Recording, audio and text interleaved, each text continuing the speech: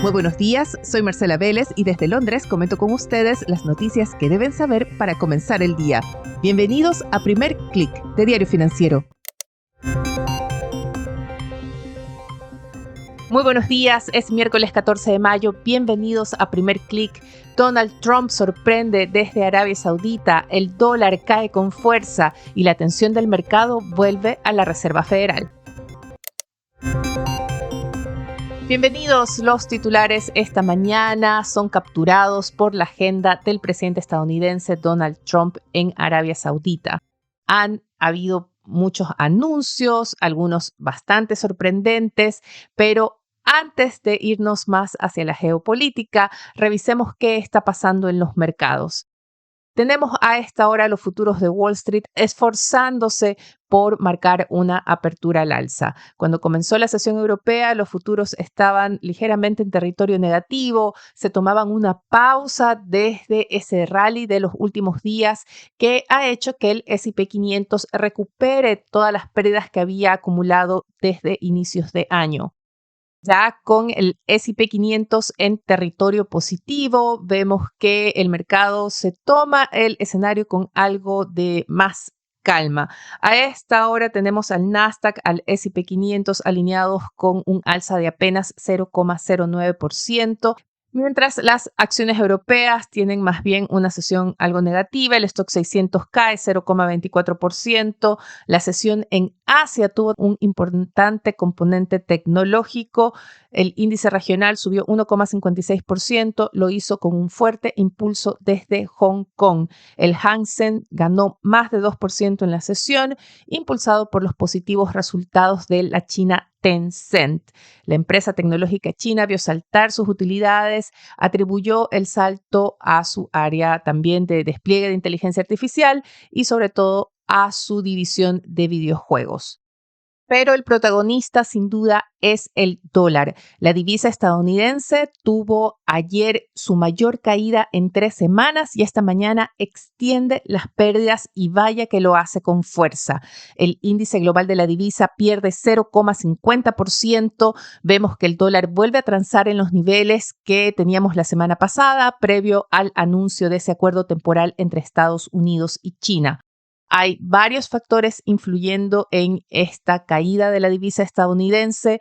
Uno puntual es el reporte de una reunión entre funcionarios de Corea del Sur y sus pares de Estados Unidos para discutir el mercado cambiario. Este encuentro se habría dado el pasado 5 de mayo y es un punto que ha mencionado varias veces la administración de Trump. Ha acusado a otros países de mantener depreciadas sus monedas para hacer sus exportaciones más competitivas frente a las estadounidenses. De ahí la expectativa de que un eventual acuerdo comercial con Corea del Sur contenga alguna cláusula en ese sentido. El reporte impulsó a la moneda coreana, puso mayor presión frente al dólar, que ya se ve afectado por dudas en torno a la economía estadounidense, a ese excepcionalismo de Estados Unidos y también por algo que ya le he escuchado a un par de analistas y es esta idea de que a consecuencia de la incertidumbre, de la volatilidad que han inyectado las políticas de la Casa Blanca, los inversionistas se han dado cuenta de los riesgos de estar sobreexpuestos a activos estadounidenses y eso ha llevado a la diversificación también en los portafolios de monedas. A esto se suma la idea de que la Reserva Federal va a tener el camino despejado para avanzar con recortes de tasas este año. Se está apuntando a recortes por entre 75 y 80 puntos base que podrían darse en 2 o 3 reuniones.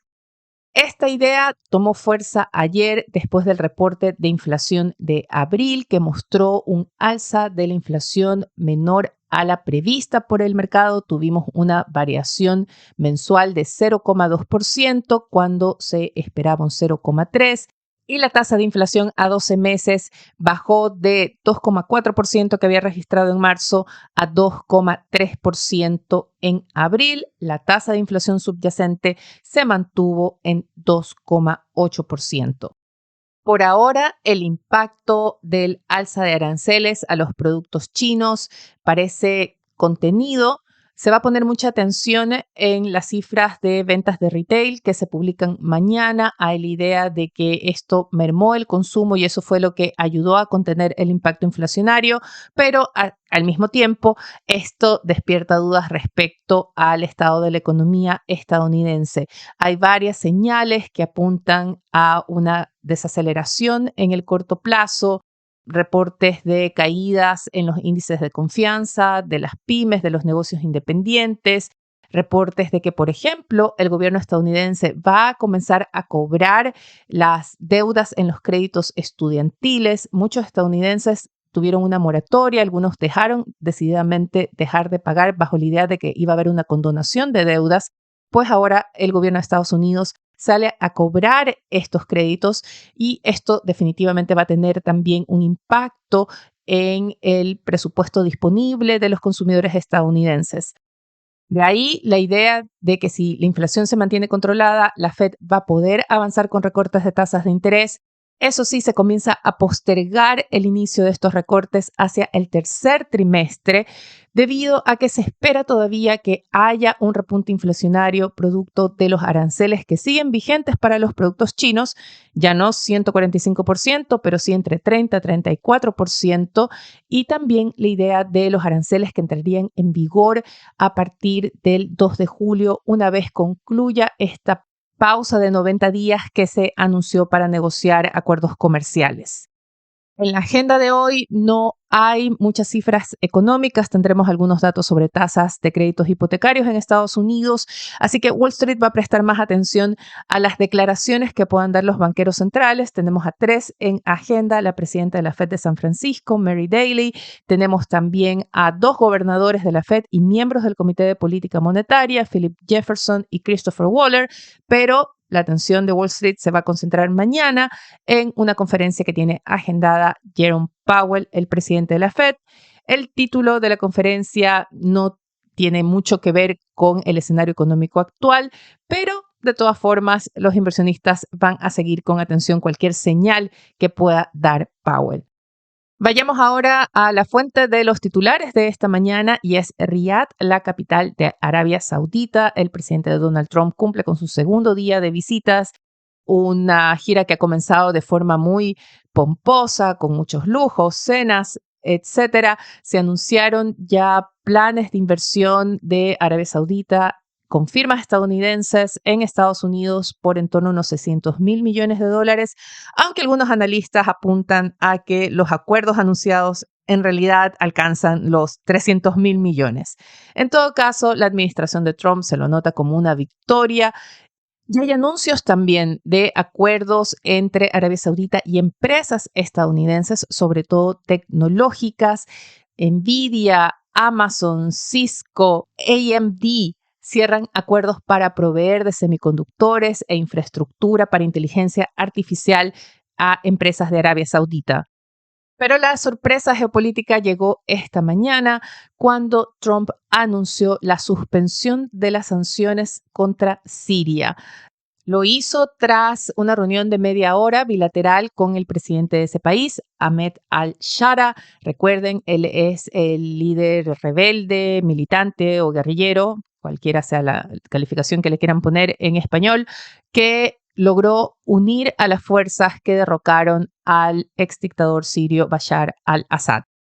Hay dudas todavía respecto al compromiso del presidente sirio con la democracia, con la idea de tener un gobierno democrático que respete los derechos humanos de todos los grupos que viven en Siria. Hay reportes de masacres a determinadas minorías religiosas y de ahí la sorpresa de este anuncio del presidente estadounidense. Quiero revisar con ustedes ahora algunos titulares de la región. Tenemos un nuevo remesón político en Perú. Se destaca hoy en la portada de Diario Financiero la salida de 3 ministros, incluyendo al jefe de la cartera de Economía, quien había asumido el cargo apenas hace 3 meses.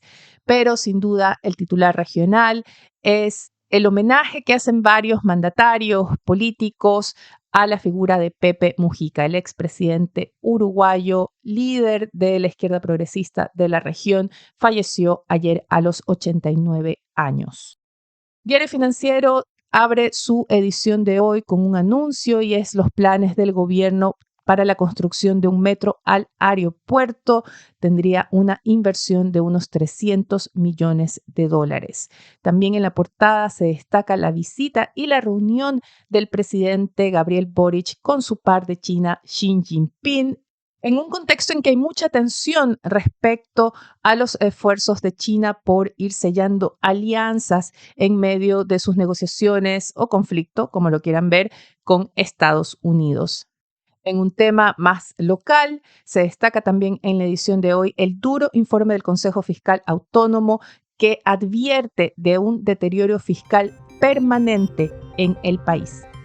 Con esto me despido por ahora. Los invito a que sean actualizados de las noticias del día y más visitando nuestro sitio web de f.cl y de fsud.com con las noticias de negocios de Latinoamérica.